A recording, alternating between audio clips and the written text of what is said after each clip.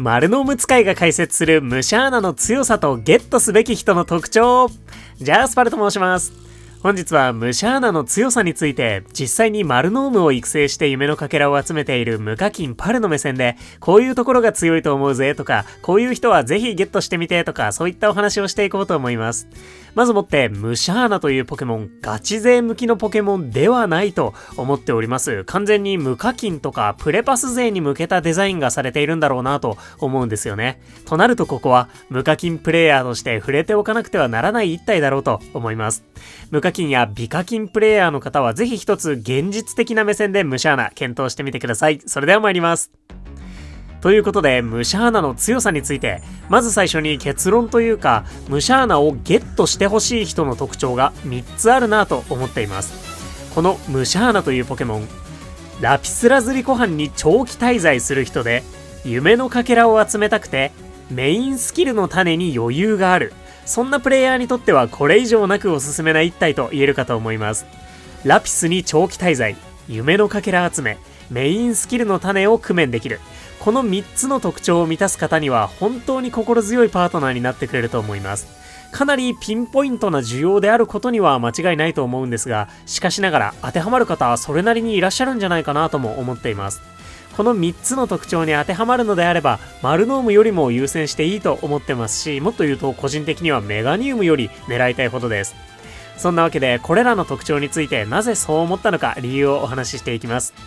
まず、ムシャーナの能力について改めてざっくりと確認しておきましょう。エナジー面においては、メガニウムの方が圧倒的と言えるほど優秀で、なんならオコリザルの方が強いです。チコリータはその人気から飴が集まりやすかったり、序盤のシアンの砂浜でも厳選できたりなど、育成面、エナジー面において他の追随を許しません。特にレベルで殴る木の実ポケモンにおいて、世間的に人気が高く、フレンドからの飴も比較的送られてきやすいということの価値はとんでもなく高いと思ってます。今から1から飴を集めなくてはならないムンナ族とはそこはね、比較にならないほどの圧倒的なアドバンテージを有していると思います。やっぱりね、圧倒的なラピスのエースはメガニウムといったそんな風格が感じられますね。そして食材に関しては、ミルクであればエーフィーも集めることができて、甘い蜜であればメガニウムの方が数多く集められます。何気にオコリザルも C 食材は甘い蜜だったりしますね。コーヒーには独自性があるんですが、それを解放するのは一部の万能飴コレクターの方以外はしばらく先のこととなるでしょう。と、厳選、育成、エナジー面においては、ほぼほぼ他のポケモンを育てた方がいいと言えてしまうような状態のムシャーナ。じゃあ、ムシャーナの存在意義なくねとはならないのがポケモンスリープの面白いところ。幸運の子をもりもり使えるガチ課金プレイヤーさん以外で、夢のかけらに困っていないという方、ほとんどいらっしゃらないんじゃないでしょうか。ポケモンスリープ、それなりに長く遊んでいると多くの方がこの夢のかけら不足にぶち当たることと思います。そういう設計に今はなっているように感じますね。夢のかけらゲット S かつそこそこ強い木の実ポケモン、この二刀流こそがムシャーナの真髄。花からエナジーだけで戦うつもりはありません、多分。ってことで、夢のかけらを集める能力を比べてみました。ヒーラー込みレベル60でスキルレベルが7の時、木の実 S ムシャーナは1日5500かけらほど、スキル確率アップ M のルカリオが8500かけら、同じくマルノームが11700かけらほどとなっているので、ムシャーナはスキル確率アップなしで、なんならスキル期待値の下がってしまう木の実の数 S を持っていて、マルノームの半分に迫るほどかけらを稼げるポテンシャルを有しています。なんだよ、マルノームの半分かよと思われるかもしれませんが、これ結構すごい量だと思っています。私以前からマルノームの運用レポートのような動画を出していて、かけら集めの記録を取っています。これ月刊マルノームという動画で1ヶ月間でマルノームが稼いだ夢のかけらをまとめたものです。昨年9月は42,048かけら、10月は92,444かけら、1ヶ月で10万かけらも集められていないんです。というのも編成日数が書かれている通り、毎日編成しているわけではないからです。ポケモンスリープに慣れた方であれば、週の初めは頑張ってエナジーを稼いで、週末になったら翌週の準備をするっていうルーティンがなんとなく出来上がっていることと思います。この動画でも詳しくお話ししているんですが、マルノームって現在かけらゲット界隈ではエナジー稼ぎ最弱のポケモンとなっております。スキルがエナジーに反映されないかけらゲット界隈で最弱ということは、全最終進化ポケモンの中で最もエナジー稼ぎが苦手なポケモンと言っても過言ではありません。そんなエナジー稼ぎ最弱のマルノーム、皆さんは月曜日の朝一から編成できますでしょうか？ぜひ考えてみてください。このあたりはね、ちょっとした覚悟の問題かもしれないんですけれども、私はね、どうしても週の頭から編成するの多少の抵抗がありました。さすがにね、かけら2倍だったホリデーイベントでは編成したんですが、スキル 1.25 倍のニューイヤーとかは出せませんでしたね。特に何もない週であれば、編成するとしても週の中頃からにしております。それでもね、なるべく編成機会を増やせるように心がけているつもりではあるんですが、1ヶ月の間にはバレンタインだったり、ポケモンスクスクウィークだったり、エナジーを稼ぎたいみたいな、そんなイベントも数多く存在します。その結果、パルのマルノームは月に10万かけらが関の山程度の活躍にとどまっているんです。一方のムシャーナ、ラピスにおけるエナジー面ではもちろんマルノームの比ではありません。そしてメガニウムやオコリザルに劣ると言っても、個人的には誤差の範囲内だと思っています。というか、かけらを集められるんなら余裕も余裕で許容できる範囲です。精神的にも週の初めから編成しやすくて、エナジーもある程度担保してもらえるムシャーナ。全然1ヶ月丸々編成しっぱなしにしちゃえると思うんですよね。ラピスラズリコハンであれば。ほぼ1ヶ月丸々編成できたのなら、エナジー面でも貢献してくれつつ、夢のかけらを月に15、6万かけらほど集めてくれることでしょう。この部分が、マルノームを実際に育成して採用している人間から見るムシャーナの圧倒的な強みだと思うんです。そして、この強みを引き出す3要素が、ラピスに長期滞在して、夢のかけらを集めたくて、メインスキルの種に余裕があることだと思うんですよね。特に重要なのはやっぱりラピスに滞在することかと思います。言うてもラピスの木の実ポケとして育成するだけでもそれなりに活躍はしてくれるでしょうし、メインスキルの種は時間が経てば工面することも可能でしょう。ただ、今後ラピスラズリコハンにしばらくいかないようであれば、さすがにかけらゲットのポケモンは他のポケモンを検討することをお勧めしたいです。次のフィールドに向けてミニ竜の厳選育成をしたいとか、カミラルトスを探したいとか、とにかくね、ラピスにしばらくこもりそうだなと思った方は、ムシャーナ、とても力を貸してくれることと思います。正直言ってね、クレセリアイベントのために育てるとか、恒常的に夢のかけらを集めてもらうために育てるとかよりは、ラピスラズリコハンに行くかどうか、そこがこのポケモンを狙うかどうかの分かれ道になってるんじゃないかなと思います。そして、その上でメインスキルレベルを上げられることも大切です。詳しくはね、後半のパートでお話ししようと思ってるんですが、メインスキルの種なしのスキルレベル2のムシャーナって、メガニウムと集めるかけらの数が大差ないんですよね、多分。計算が合ってればなんですけど。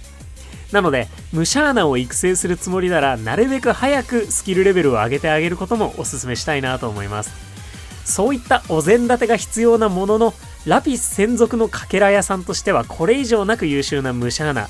ラピスへの長期滞在、夢のかけら集め、メインスキルの種の工面。ぜひこれらの特徴に当てはまるかどうか考えてみてください。ラピスでかけら集めをするのであればマジでおすすめな一体です。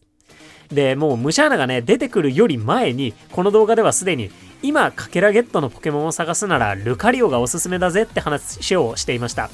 今後稼げるエナジーが増えていけば、かけらの取得量も増えていくことになるので、スキルレベル8が解禁されない限りは、相対的にかけらゲットの価値って下がっていくよねとか、一部木の実のポケモン以外はしばらくの間、レベル60より上にかけらを使ってまでは育てないんじゃないとか、ならね、夢のかけらゲットを使ってまでかけらを集めたいのって今なんじゃないみたいな話もしたりしてます。なら適正フィールドがあってエナジー面でも貢献できるルカリオがいいと思うぜって話をしていたんですが、ムシャーナもそこの需要にぴったりとハマるポケモンだと思うんですよね。だから本当に比べるべきはラピスにこもる上でムシャーナにするのかルカリオにするのか、そっちな気がします。この間の連発スキルウィークではスキルのポケモンにしかスキル 1.5 倍の効果がかからなかったり、スキルストックできるからスキルを取りこぼしづらかったり、夢のかけらが2倍になるホリデーイベントではさすがにスキル族の方が優秀だったりとかね、細々比較したいポイントもあると思うので、自分に合う方を探してみてほしいと思います。また、マルノームを育てていると編成しづらい問題以外にも他にいくつか問題があって、この動画で話していたのが睡眠 EXP をマルノームに吸われる問題。マルノーム、育ててもエナジー的には50歩100歩ですし、スキルレベルさえ高ければ低レベルでも強いので、ぶっちゃけ一緒に寝るメリットがそんなにないんですよね。その点ムシャーナは木の実のポケモン、レベルをガンガン上げてエナジー面でも貢献してほしいので、一石二鳥味がかなりあります。一括睡眠で最大所持数が埋まっちゃったとしても木の実があるから問題なしと、そういう部分まで含めて本当に無課金向けのいいポケモンだなと思ってます。持てる役割はかなり狭いようにも見えますが、ムシャーナにしかできないことが確実にあって、その分野では本当にスペシャリストです。このスペックを必要としている方も確実にいると思いますし、これからラピスラズリに挑むリサーチャーにおいてもおすすめできるムシャーナ、ぜひ一度検討してみてほしいなと思います。おそらくね、クレセリアイベントでも小ピックアップにはなるんじゃないかなと思うので、この機会にぜひ狙ってみてください。そんなわけで長くなったので最後にざっくりまとめです。ムシャーナ、ラピスラズリ湖畔で夢のかけら集めをするときに大活躍できるポケモンです。メインスキルレベルが低いとそこまでパワーが出ないので、採用するならメインスキルの種を用意するのがおすすめ。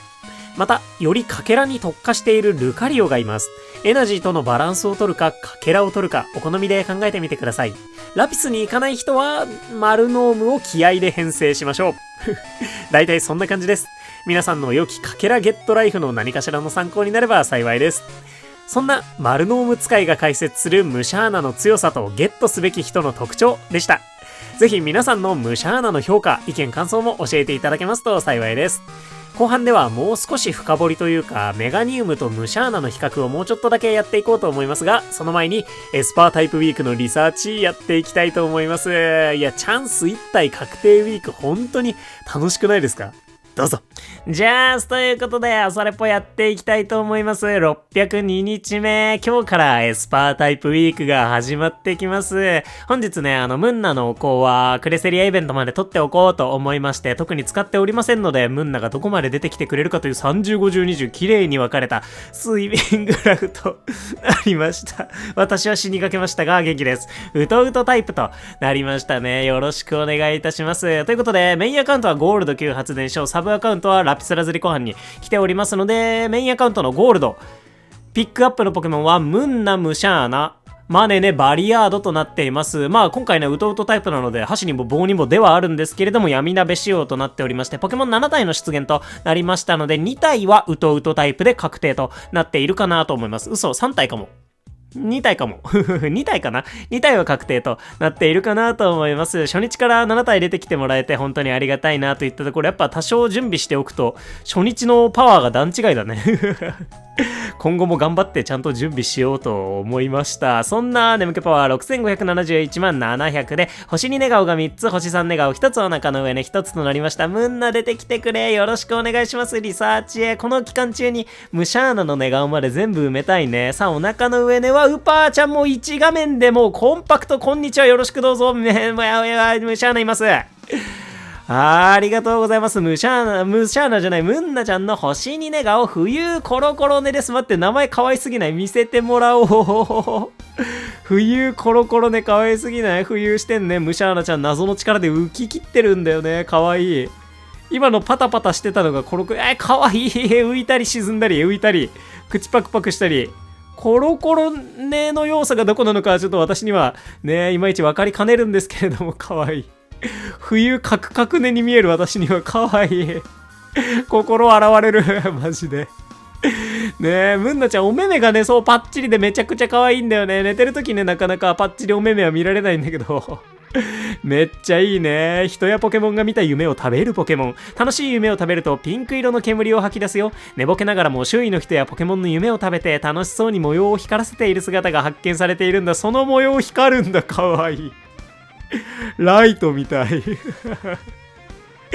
ね、ちなみにね、なんかその悪夢とかを見ると煙が黒色になったりするらしいですよ。だから楽しい夢を食べてたらピンクね、だからムシャーナちゃんがピンクの煙吐いてるんですけど、あれは楽しい夢を食べた後ということとなっているみたいです。そんなムンナ見られたぜ。とりあえずムンナ出てきてくれてハッピーと。そしてココドラの子をそういえば使っておりまして、1,2,3,4,5,67体だから、あと1体。もう1体どっかにいるね。さあ、周り探していきましょうか。星3寝顔は見えたね。なので、星2寝顔すぐ見えました。丸まりねのEV ちゃんが来ておりまして、以上のポケモンたちといったところでしたね。すや、ぐっすりぐっすりぐっすり。うとうとうととなりました。ではまとめてリサーチしておやつタイム入っていきましょう。ココドラも呼び出せて、残念ながらね、星 1? 寝顔だったのはね、残念なところではあったんですけれども、おこうミッションもクリアできたらなというところであります。完全にね、クレセリアイベントまでおこう持ち越してもいいかなと思ったんだけど、ゴールドに戻ってこられる保証がないなと思ったので使っちゃおうと思って使っちゃってます。でもキープしててもいいんじゃないかなとは思う。水空イベントでね、やっぱラピスラズリとかに行けるようにしてくれていたので、その辺非常にありがたいところ。そういえば今日はチャンス1体確定の日となっていました。今週よろしくお願いします。そういったね、チャンス模様にも一喜一憂していきながら一喜一憂していきたいなと。サブレが足りません。よろしくお願いします。さあ、ということで、極貧サブレ足りない生活やっていかなければならないようです。やっぱチャンス1体確定系のイベントはね、サブレついつい使いすぎちゃうよね。だってピチューとかがさ、チャンスついてくれたらさ、無理じゃん。ね、大成功当たり前だったわ。絶対大成功のチャンスついてるのだから。さてさてといったところで、ここからが本番となってくるわけなんですよね。ムンナちゃんに行くのかどうか。ムンナ行くのかどうか。いや、今じゃないかな。ココドラが来てくれて、ココドラはね、ミニアメブーストする可能性が大いにあるなと思っているので、ここはココドラボナサブからかな。ゴースちゃんとかが若干仲良くなっているので、ボナサブからもう行っちゃおうの構えを取っていきたいなと思います。よろしくお願いします。ね、ココドラ行って、わーおハッピーわーおハッピーイェイイェイわーおハッピーわーおハッピーイェイイェイよろしくお願いします。嬉しいわ。ムンナにもサブレあげて、チャンスついてほしいね。そしてね、私ゴースもちょっとね、狙いたいんだよね。ハーブの子が今うちにはおりませんので、ね、海竜の A ハーブ、レベル60海竜の A ハーブとレベル60ゲンガーの A ハーブのみと。なっておりますのでね、ちょっとハーブ担当、なんならゴースの飴、レベル60ゲンガーがいるのにもう1000個ぐらいあるのでね、ぜひ育てられたらなというところであります。ということで、なんかあれだね、明日とかもチャンスついたら一気にみんな仲良くなれそうな雰囲気なんだけど、ポケサブレ一旦温存の方向でで、ギリギリまで、できる限りまで温存していきながら、ムンナはどっかでお迎えさせていただきたすぎますよというね、そんなおやつタイム終了していきたいと思います。今のところね、ラピスラズリに戻ろうとは思ってないんだけど、ココドラの厳選が無事完了したら、このイベント期間中はムンナちゃんにしてこうかな。ピチューも映ってて可愛い冬コロコロ寝にしておこうと思います。ラピスラズリにね、戻ろうとは思ってないんだけど、そう、ココドラの厳選が終わったら、ね、さっきも言ったけど、ハーブを探しに、ミニ竜をね、探しに行くためにラピスにこもるっていうのはありだなと思ってて、その時にムンナがめちゃめちゃ力を貸してくれるっていうルートはあるなと思ってるので、ちょっと順番的には1個2個後になるかなと思ってます。ムンナに対してはね。そんな感じでやっていきたいと思います。初日こんな感じとなりました。リサーチ UXP 夢のかけら。ね、ウパーちゃんがお腹の上に来てくれてたので、非常にいい感じなリサーチになったんじゃないかなと思います。お迎えしたのはココドラちゃん。メスでレベルが高くて能天気は悪くないと思います。SP461 木の実 S ではない食材なんでしょうか。せーの、ほっ。ABB タイプ嬉しい。探しているのは、基本これだね。基本これとなっているかなと思います。ぴょん、元気チャージのレベルも高くないよといったところ、サブスキルせーの、ほい。リサボ元気回復ボーナスでも元気がモリモリでモリモリなんだ。やっぱね、なかなかね、この食材確率アップとか持っていてもらう子を探すのはむずいよね。食材確率アップ SM と性格は5分の 1？ 食材確率アップは何分の 1？ みたいなところをね、全部満たすのって本当になかなか大変だね。でも気づいたら1500個ほどもうココドラ飴があるみたいですね。これもあれだね、EXP 獲得量アップの性格の子であれば、ほぼレベル60と、まあ言い過ぎなんだけど、ほぼレベル60と言っても差し支えないぐらいまでは飴溜まってきているので、まあこの調子でね、ココドラちゃんはゆっくり、今後も飴を貯めていきながら、ゴールドで飴を貯めていきながら、どこかでいい出会いを待ちながら、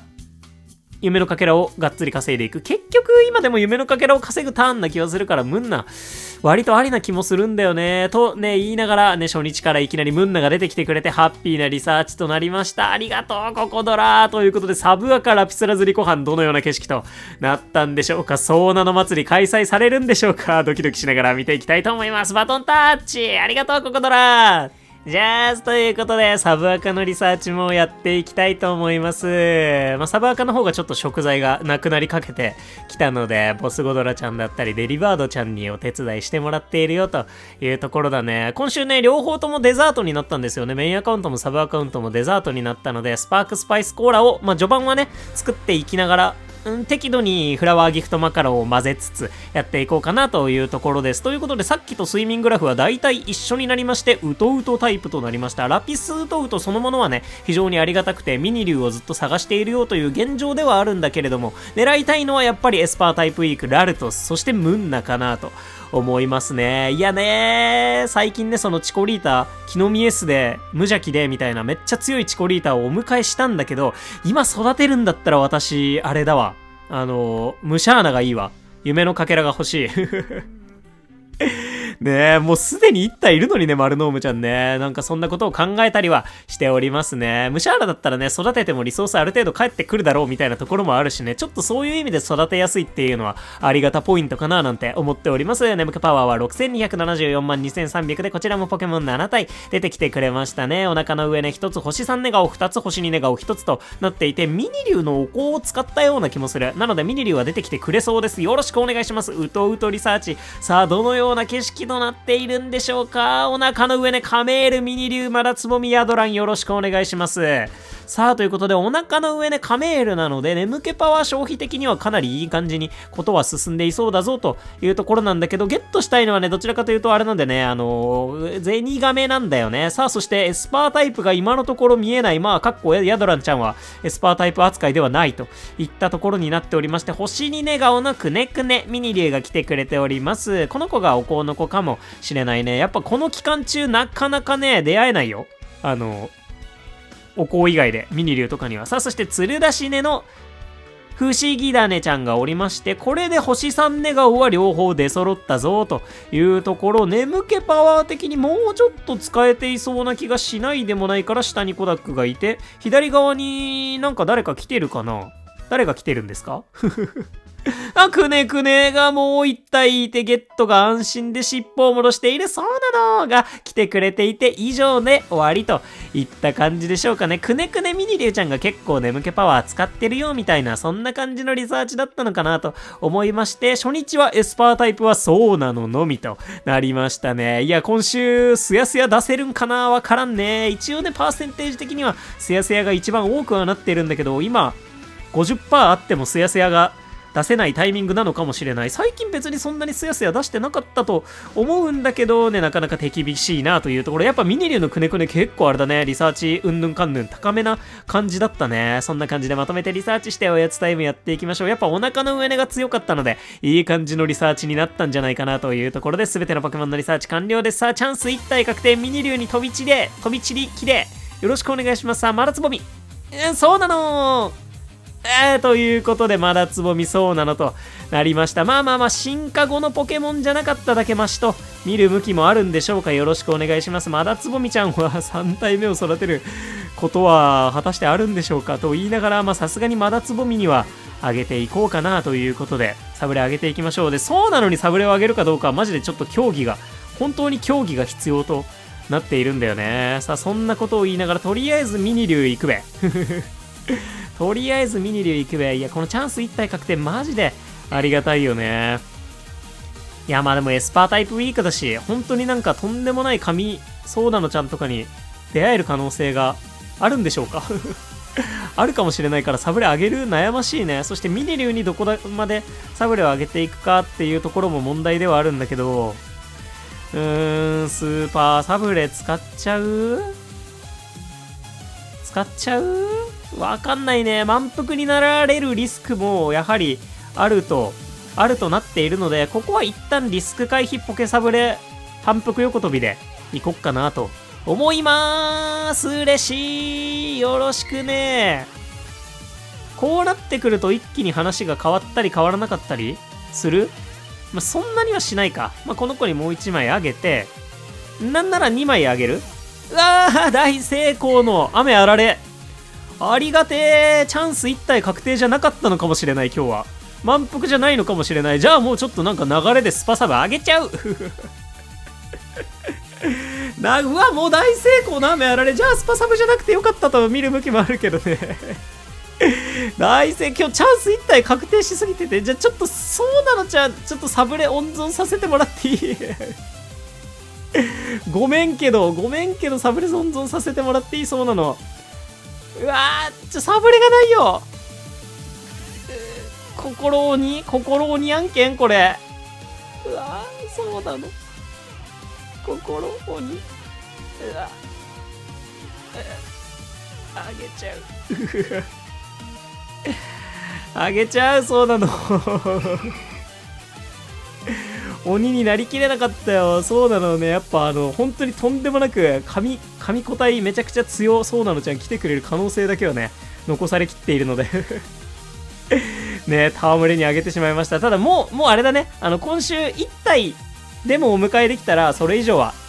ちょっとあげられない。またね、チャンスつく可能性もあるかなと思ってね、あげていきました。よろしくお願いします。今週ソーナの祭りになる可能性も秘めているということで、ムンナが出てこなかったので、こっちはミニ竜にしておこうかなと思います。ということで、眠気パワー的な消費な感じはこんな感じの感じ。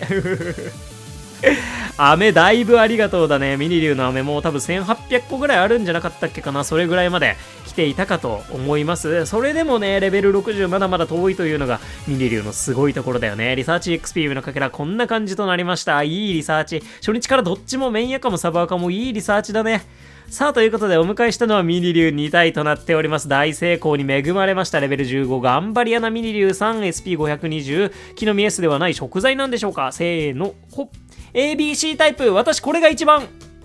あれ今のところの一番の狙いは ABC かなと思っておりまして、元気チャージのレベルも高くないね。サブスキル、せーの、ほい。元気回復ボーナス、お手スピ M となりました。まあ、元気回復ボーナスに関しては、ご自身がね、元気チャージ持ちだから、そんなに必要ではないのかなというところがあるね。結構ね、もしちゃんと育てるんであれば、やっぱり結構長い間一緒に寝ていくことになるかなと思うので、まあ、リサボとか、夢ボとか、睡眠 EXP ボーナスが一番いいかもね。なんて思っているんだけど、元気回復ボーナス悪くはないといえば悪くはないか。でもお手スピ M とかあるんだったらなんなら木の実 S とか持っていてほしいみたいなところもありつつって感じだね。そんなミニリュウちゃんでした。ありがとうミニリュウ。頑張り屋なミニリュウってなんか似合う感じがするよね。さあもう一体お迎えしてしまいました。フレンドレベルは24を迎えて慎重で食材確率が下がっています。ねえ、ついこの間もね、わんぱくなミニリュウちゃんをお迎えして、わんぱくなカイリュウちゃんをお迎えしたりだとか、なんかね、ミニリュウはね、食材確率下げの子に出会う確率が、サブアカはとても高いとなっていますね。なかなかままならないものです。さあ見ていきましょう。食材なんでしょうか。せーの、ほい。ABC タイプ、A タイプとなりまして、さあサブスキルはせーの、ほい。夢ぼ木の実 S 食 S レスキルレベルアップ睡眠 XP ボーナスともうはちゃめちゃだけど。いや、これはちゃめちゃだったら、これさ、慎重じゃなくてうっかり屋だったらさ、採用全然あったよな。いや、ここが本当にね、その厳選の難しさだよね。でも可愛いね、ミニリュウ。いやね、まだね、お香もう一個ぐらいミニリュウのお香あったかなと思うので、使っていくと思う。今週のお香ミッションのために。ね、そんな感じでやっていこうかなと思いますので。またね、次チャンスがついてくれることを期待していきたいなと思います。そんなチャンスが飛び交いまくったエスパータイプウィーク初日のリサーチでした。でもチャンス1体確定はやっぱ本当に楽しさが違うね。朝のリサーチのね、これ明日も期待して、そしてムーンナ、ムシャーナの寝顔、明日ぐらいからようやく見られるようになってくるんじゃないかなという気がするので、そっちにも期待していきたいと思います。中ピックアップよろしくお願いします。そんな初日でした。ありがとう。さあ、ということで戻ってまいりまして、いや、ムンナ、かわいいいやさ、私ね、今のところラピスラズリに戻る用事がなさそうだなと思って狙ってはいないんですけど、ラピスに戻る用事なんてさ、作ろうと思えばなんぼでも作れるじゃん。海竜なんてね、もう何体育成したっていいと思いますし、不思議種とかマダツボミとか、ゼニガメとか、もう探したいですしね。いやね、もう本当に、ちょっとね、今週チャンスついてほしいんですよね。ムンナにね、ゲットする理由が欲しい。そしてね、やっぱサブレめっちゃなくなりますね、今週ね。やばいサブレマジで。クレセリアに取っときたいという気持ちがありながら、投げる手が止められないね。もうほんと、しょうがないもんね。楽しいもん、サブレ投げんのは。やっぱね、このチャンスシステムってなかなか悪魔のシステムなのかもしれないなと思いますね。そんなわけで後半はメガニウムとムシャーナのお話、もうちょっとだけしていこうかなと思います。前半でね、メガニウムの方がエナジー面では最強だぜって話をして、その後にムシャーナのかけらゲットを比べたわけなんですけれども、ムシャーナだけスキルレベル7にするのずるいじゃんって思って。なのでね、メガニウムもスキルレベル7にしたとき、かけらの量ってどれくらい差が出るんだろうっていうことをね、超ざっくり調べてみました。計算が本当に恐ろしいまでにガバガバなので、有識者の方いたらこっそり教えてください。はい、ガバガバの計算であります。そこを念頭に置いて、見ていただけたらなと思います。まずね、これ左から、木の実の数 S メガニウム、木の実の数 S スキルレベル7メガニウム、木の実の数 S スキルレベル7ムシャーナで、ルカリオは特別に木の実 S スキル確率アップ M スキルレベル7ルカリオとしております。で、ヒーラーのサーナイトがいると。全員レベル60でラピスラズリ湖畔、フィールドボーナス現在のマックス値 75% に設定してあります。で、食材の補正は特にかけてないです。睡眠時間9時間で3食付きです。これで見てみると、当然ね、2番目のメガニウムが最強となってます。当たり前に最強と。メガニウムのエナジーチャージ、レベル3から7に上げると、13000エナジーくらい増えるみたいです。やっぱりバカにできないですよね。ほんと、かけらゲットもさ、フィールドボーナスの影響受けてくんないかな、マジでね。で、1日に集める夢のかけらなんですけれども、超ざっくりこれくらいとします。多分ね、今ってエナジーの 0.014 倍くらいのかけら取得量があると思うんですよね。リサーチ EXP の変換も込みとなっている数値なんですけど、なので超ざっくり10万エナジー稼げる一番左のメガニウムは1400かけらくらいと。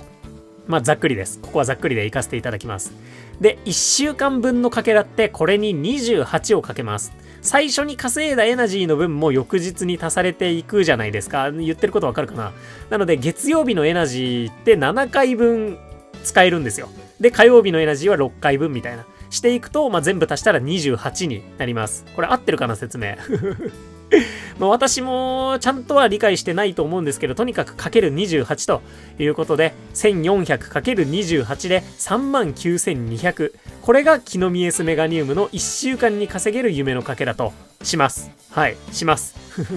本当はね、そこにリサーチの下振れだとか、もっといろいろあるんですけど、その辺はちょっと専門家の方にお任せしました。よろしくお願いします。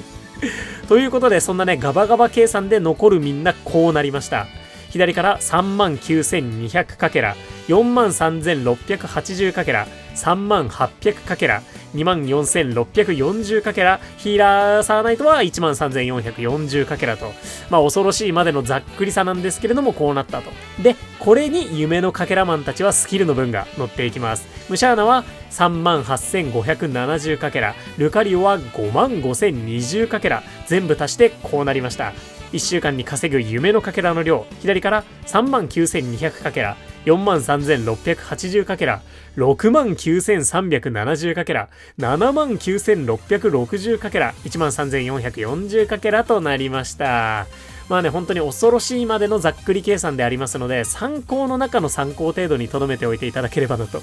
思います。とはいえね、さすがにムシャーナとルカリオは別格でかけら集めてくれますね。ルカリオに関してはね、若干インチキもしてますしね。で、メガニウムも意外とかけら集められてるなとは思ったんですけど、ムシャーナとは週に25000かけらくらいの差があるので、1ヶ月だと10万かけらくらい差がつくかもなというところで、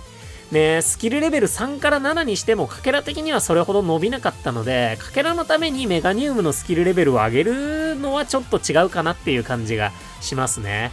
で、前半でもね、ちょろっとお話ししたんですけど、もしムシャーナとルカリオの夢のかけらゲット S が進化しただけのレベル2だった場合、夢のかけらこうなります。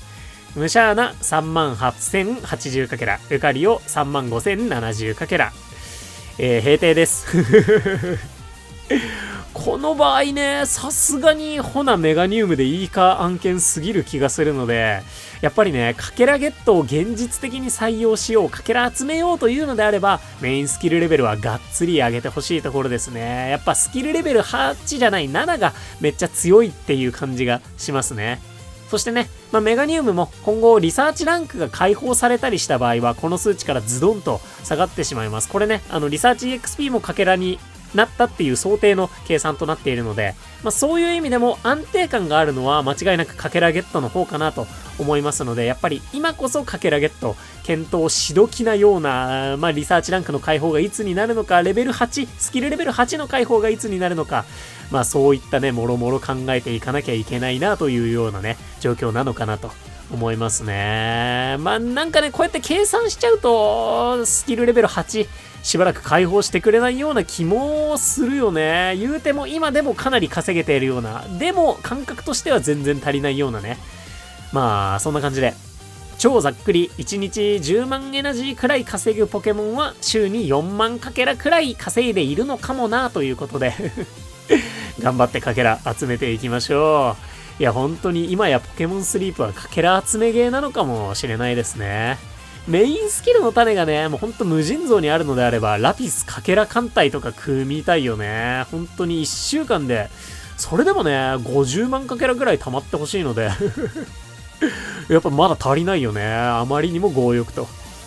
ないものねだりでゆらゆらしててもしょうがないので、ありったけの夢をかき集めて探しに行きましょう。皆さんがムンナや夢のかけらゲットポケモンとの素敵な出会いがあることを祈っております。頑張ろうマジで。ということで、ここまでのご視聴ありがとうございました。お相手パルでした。よろしければ動画にグッド、そしてチャンネル登録していただけますと動画制作の励みになります。いつも本当に応援ありがとうございます。それでは、エスパータイプウィーク、皆さんに素敵な出会いがあることを祈って、そしてアメブースト使われる方、今日の分はやりましたでしょうか？ぜひね、動画終わったらすぐにやりに行ってあげてください。今日も元気にいってらっしゃい。またね、バイバーイ。